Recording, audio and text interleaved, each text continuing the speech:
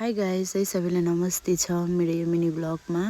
अनि आशा गर्दैछु हजुरहरू पनि सन्चै हुनुहुन्छ होला। म पनि एकदम सन्चै छु है।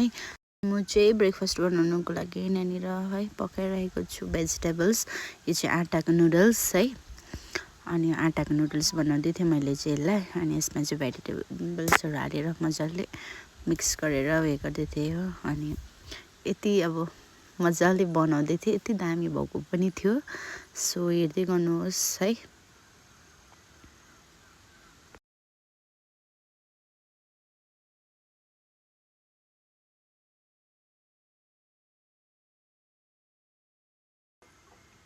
एकदम मिक्सहरू गरेर मजाले एकदम यस्तो दामी बनाएको थियो होइन। अनि एकदम दामी पनि भएको थियो। त्यसैले यति दामी भएको थियो होइन। अनि थ्याङ्क यू फर वाचिङ है। मेरो भिडियो यति हजुरहरूलाई मन पऱ्यो भने लाइक, सब्सक्राइब एन्ड कमेन्ट गरिदिनु।